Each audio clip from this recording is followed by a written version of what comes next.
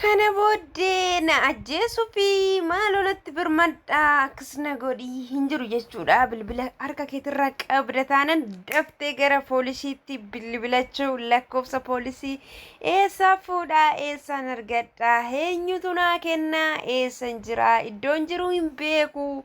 Mana madaamii keessatti hin jiru jechuudha. Yeroo ammaa kanatti teekinooloojiin babal'atee jira waan ta'eef bilbila kee keessa jechuudha kallattiidhumaan eessadhattaa googilii keessa seentee akkamittiin akka lakkoofsa poolisii argattuu fi akkamitti iddoo jiraattu akka argattu isinitti agarsiisa jechuudha. Kanaaf iyyuu hamma dhumaatti na wajjin ta'uun fedha keessan haa ta'u isiniin jedha. Gaaffii qabdan immoo dhumarratti gaafachuuti hin dagatina.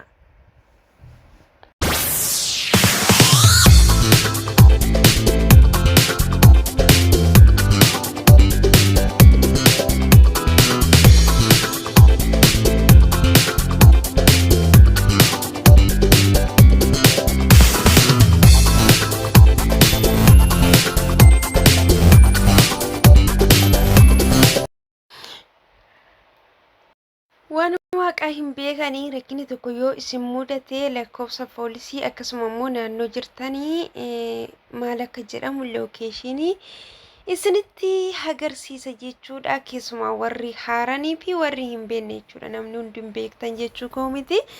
Ashamaa harka fuunee hordoftoota koo nagaa isiniif haa ta'u. Akkam jirtu nagaa keessanii an nagaadha isiniin jedha. Haara kan dhuftanii Nooraa baga nagaan dhuftanii anaa dhufu isiniin jedheetiin jira isiniin jedha.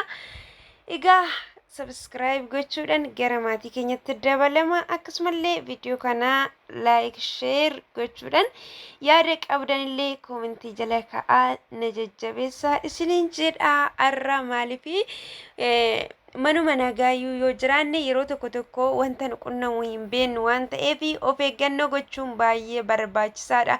Waan ta'eef googilii keessa seenetiin akkamittiin akka lookeeshinii jechuun maal jechuu akka ta'e hin beektu jedhee yaada. Lookeeshinii jechuun naannoo jiraattan bakka jiraattan jechuudha isiniin jedha obboloota kooyi. Kanaaf lookeeshinii keessanii akkamittiin iddoo jirta sana maqaasaa maal akka jedhamu akkasumallee lookeeshinillee yeroo nama ergitan maal akka ta'e isin agarsiisa. Akkasuma immoo fakkeenyaaf rakkinni tokko sirra ga'ee rakkinni gaafa sirratti uumamu calliftee onlaayinii marraa lakkoofsa bilbilaa poolisii tokko fuudhuudhaan dura naannoo ati itti argamtu poolisii naannoo ati argamtu sanatti argamu dafee si qaqqabuu danda'u akkamittiin ati argachuuti akka dandeessu isitti himuuf hin deema waan ta'eef iyyuu kanaaf iyyuu seeraan na caqasaa isiniin jedha obboloota kooyi. Amma dhufnee as keessa seennee googiliidha jechuudha. Googilii keessa seenna jechuudha. Seeraan na hordofaadha. Googilii keessa seennee erga warrannee akka kanatti nu baasiniin jedha. Erga akka kanatti nu ba'ee asirratti jechuudha.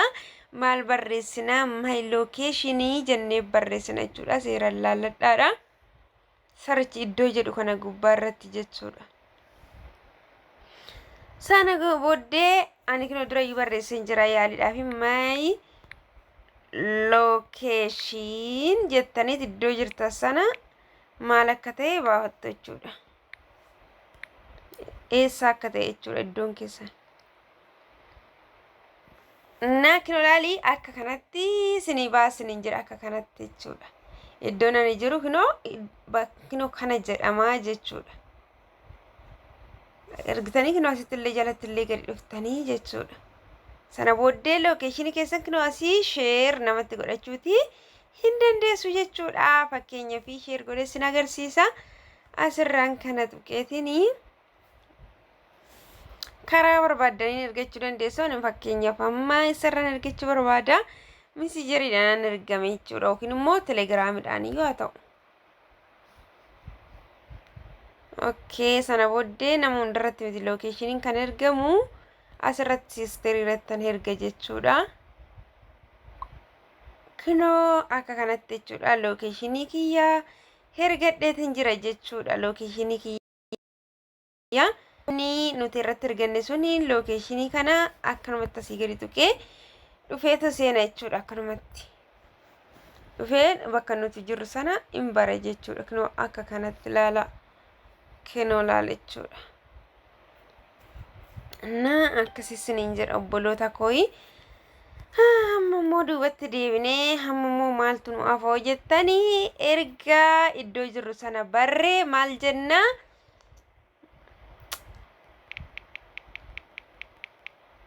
My police jennee my police jenneet maqaa isa iddoo itti nuti jirru sana itti barreeffanne fakkeenyaaf Deertaamish jedha jechuudha iddoon inni jiru. Akkasuma akkuma isinitti mee my location jettanii Deertaamish jettu jechuudha. Qofa kanarraan balleessa. Kunoo iddoo kana jechuudha iddoon inni jiru. My location my police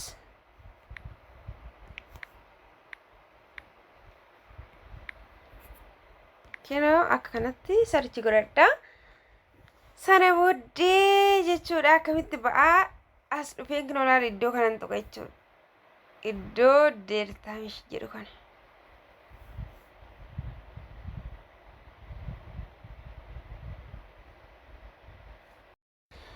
My police location.